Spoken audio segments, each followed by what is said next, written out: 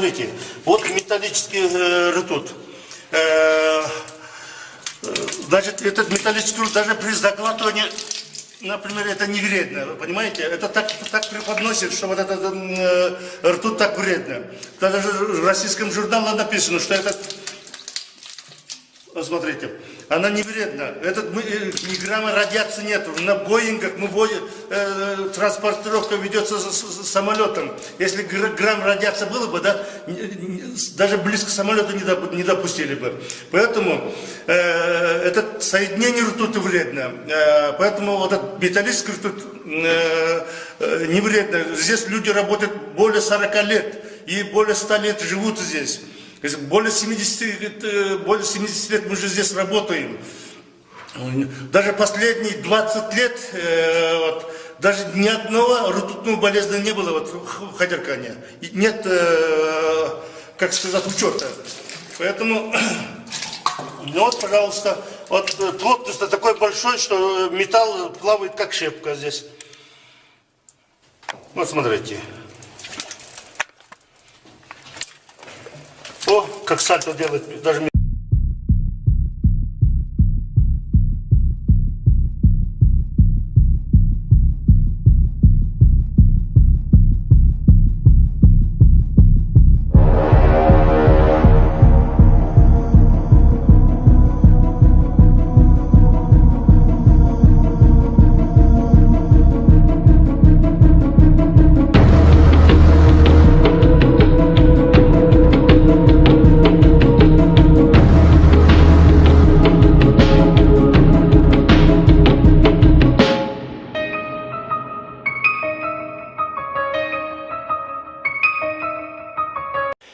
Well, here we've got 40 kilos of mercury. Just thought I'd photograph or video what it looks like, which is quite weird and wonderful to put your hand into it. Really weird. As you can see, it's marvellous qualities. Yes, I know it's very toxic, but I'm going to wash my hands very shortly after taking this video. So there you go, that's what 40 kilos of mercury looks like. Swishing around. Marvellous stuff to play with.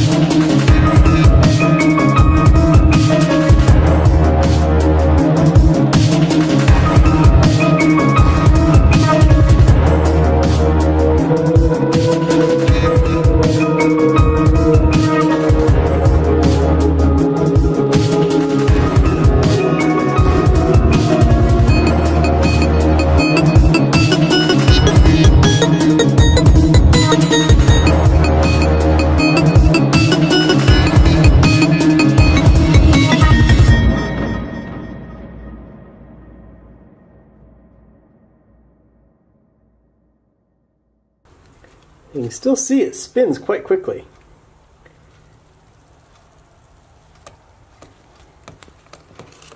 It's because it is still able to push on the mercury. And this battery, of course, moves a lot less than the mercury does because the mercury is just so heavy. But holding it in place, it does still shoot it off. And actually, let's try putting the battery down farther. Ah, see? Once it is submerged in the mercury, instead of shooting off to one side, the mercury actually is able to continue to rotate all the way around. For the final test, let's put this device down on some conductive aluminum foil and see if it moves. Nope. So it really needs to be the mobile mercury. Hope you enjoyed. I'll see you next time. And a pool of liquid mercury. Now watch what happens if I lower this down into the pool of mercury. And I'm going to hold on to it here. Just kind of touch the surface. Look at that. The mercury shoots off that way. Now, watch what happens if I let this go. Isn't that lovely? It's like a little boat just motoring its way across the pool of mercury. I love the sound it makes too. And if I take one of the magnets and flip it around, you'll see what happens. Now it just spins like this.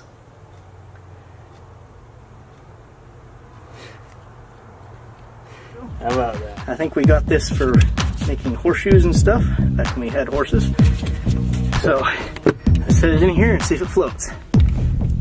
Okay, it doesn't seem to want to stay upright. I'll just let it tip over. There it is. It's floating. Look at that. The iron anvil floats because mercury has a density nearly twice that of iron. In fact, due to the density ratios, the iron actually floats better than wood does in water. That it can get underneath of and cause to flush out. That's an interesting result. So I guess the question now becomes, could I actually clog a toilet with mercury? I have here a whole flask of mercury. Let's see what happens when I tip it in.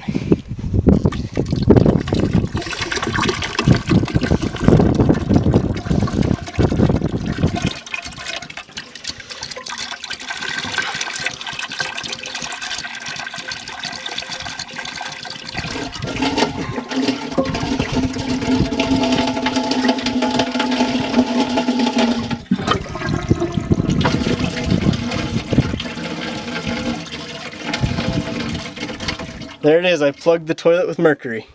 As you can see, some of the mercury is actually coming through. A little bit of time there. So the weight of the water seems to have pushed the mercury out, but none of the water is actually making it through.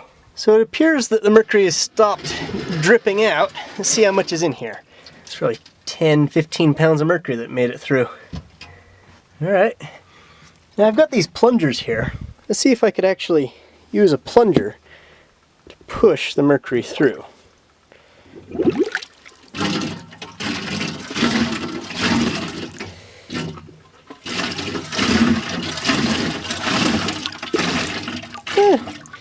It appears to sort of work. Let's actually try this other plunger and see if it does any better. Oh man, that's heavy.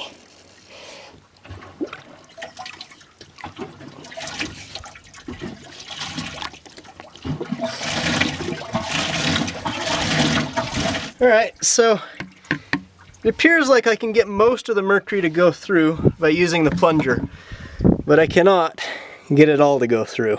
So there's all the mercury. I've recovered it and I've removed most of the water from it.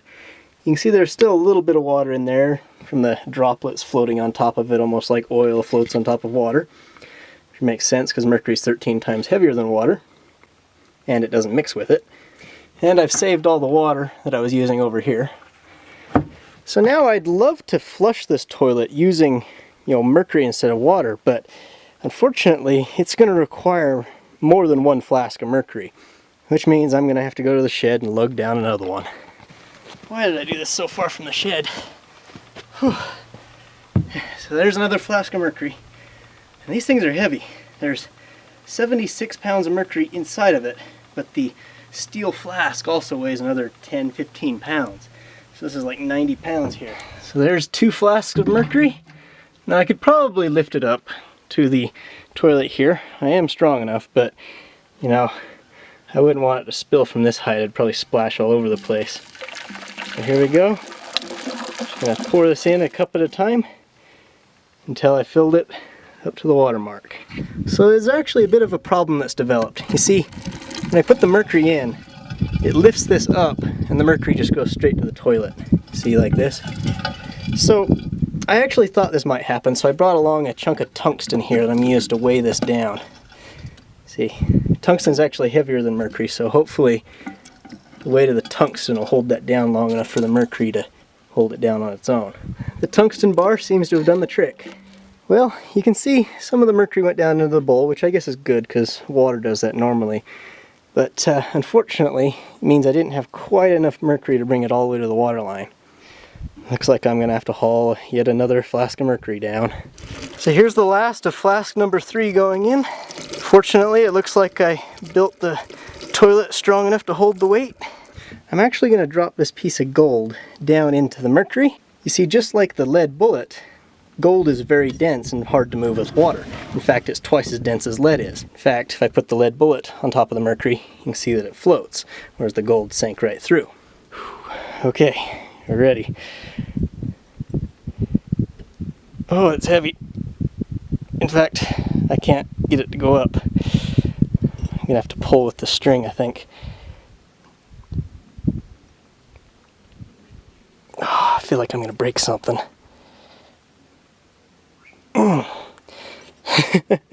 It's not going. The weight of the mercury is holding it closed now. I have to think of something. Let's see, do I have any cuts on my hand? I think I'm good. Let's just reach in there and do it. There it goes.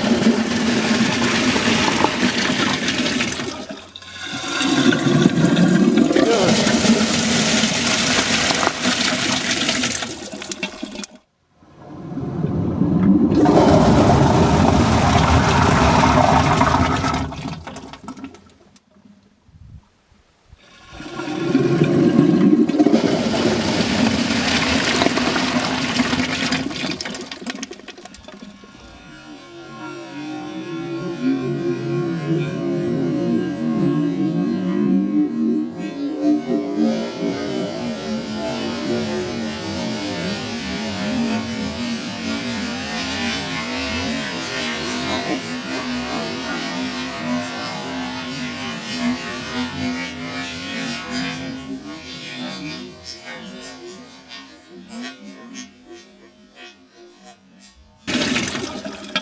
Whew, that was violent. See how much this thing shook around? Oh my gosh. But it flushed through. Alright, let's rinse my hand off in the bucket here. Let's go turn off those cameras. So it looks like I actually did break that chain. You can see here. I must have pulled on it so hard that it opened the links, and then it just kind of floated apart. Shows you how much pressure the mercury was pushing down on this with. I mean, the tungsten bar here only weighs 2 pounds. That wouldn't have done it. Let's pull this out and see what we got in here. I see a lead bullet floating. If I can catch it. Here we go. It's coated in mercury. Let's set that up there. Let's see if I can find that gold bar. See if it even pushed it through. Oh, there it is. Right there. There's the gold bar. So here's my gold bar. It appears that I've turned it into a silver bar. But that's an easy fix. All I gotta do is put it into a flask of nitric acid. Just like that.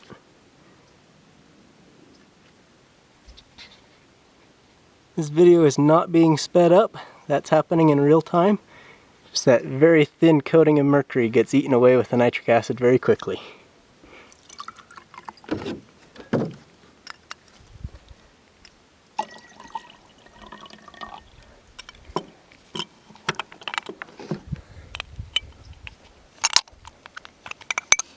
There we go.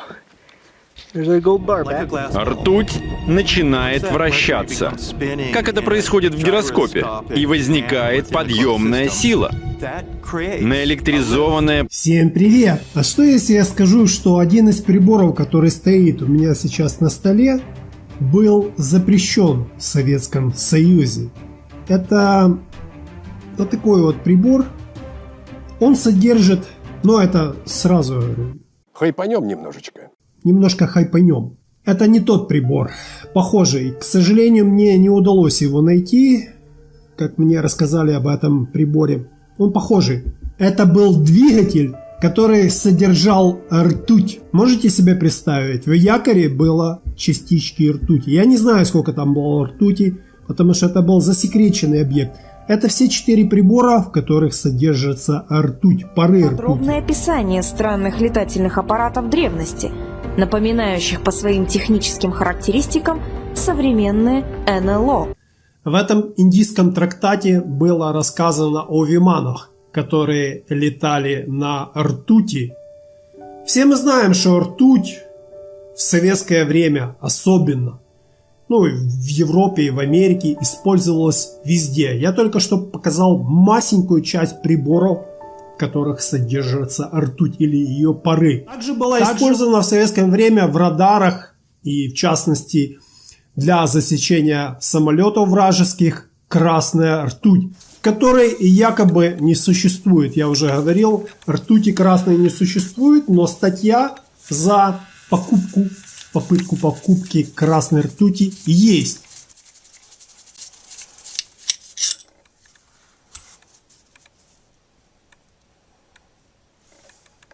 Так вот, если использовать ртуть в двигателях, она придает им особую способность, можно так сказать в кавычках, не только красная ртуть, но и обычная ртуть металлического, блестящего серебристого цвета способна взаимодействовать с магнитным полем и ускоряя таким образом вращение ротора или якоря, в зависимости от того, какая подвижная часть. Понимаете, да?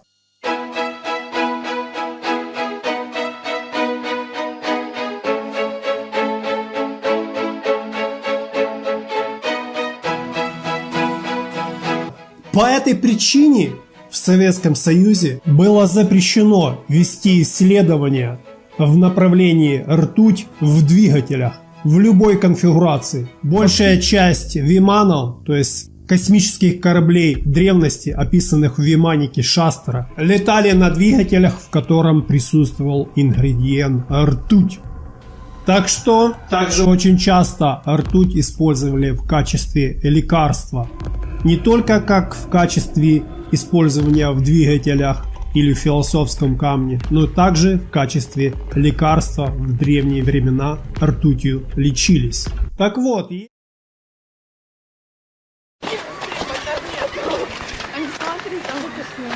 Значит, одно деление 50 грамм. Вот это полкило. Грамм. Это маленькое. Это маленькое, показывает миллиметры. Значит, вот, сейчас сообразим опять. Значит, по кругу это килограмм, да? Раз круг. Ой, да, по кругу это я сейчас скажу даже больше. Полкило, вот он килограмм. И килограмм еще умножить на 5 кило по кругу. Ясно. Вот, вот это максимум сегодня. Хватит его? Нормально. Нормально, хорошо. Знаете,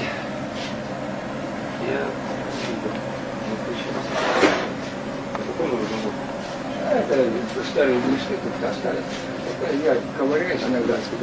Когда металла нет. А это я использую просто как для подрессоривания, чтобы поперечное колебание пружины просто, да. Вот. Это штоководы, потому что если эта штука на мотор подается там больше 50 ампер.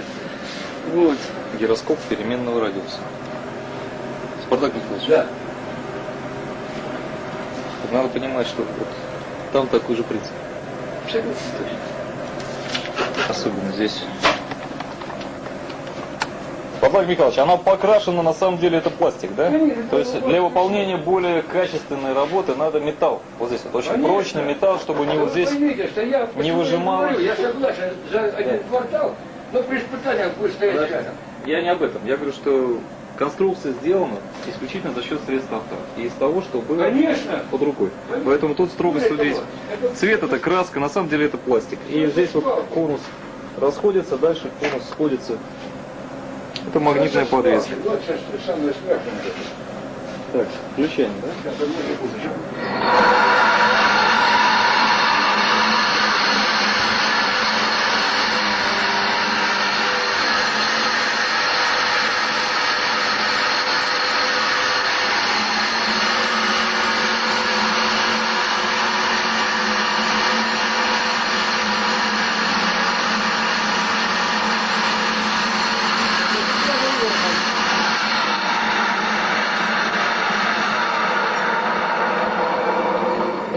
Примерно, больше килограмма чуть-чуть.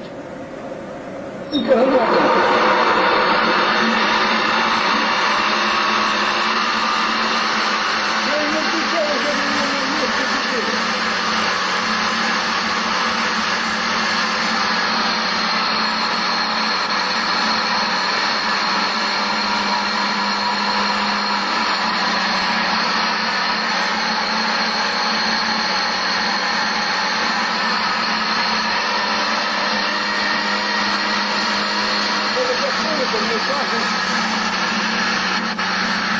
Это определяется конструкцией. Больше ничего. Вот это самое большое. А сейчас вы хотите показать, что изменить полярность, изменив направление вращения? Не получится. Вы получите? Направление вращения будет то же самое. Но я могу сделать... Подождите, вы меняете полярность, направление вращения меняется справа налево. Да. Но тяга все равно остается. Да, то, что вы называете тягой, оно остается. Да, это положительный тяг, там будет еще более мощный. Вот что интересно. И когда я понял, в чем дело, я расстоялся. А генштабовцы именно за это и зацепились. Им было очень интересно. Ой. Ну что, поехали. О, вперед.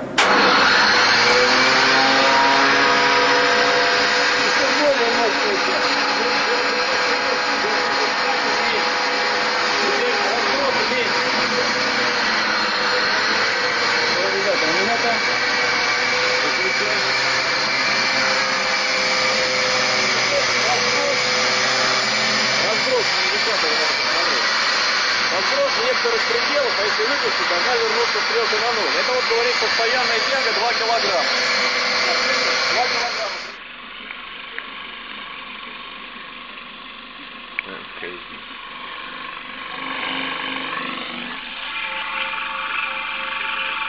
Panel doesn't really do justice.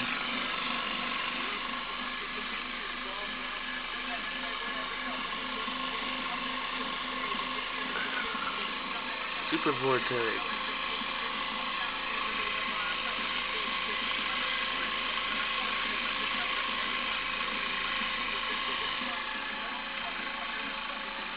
That's crazy.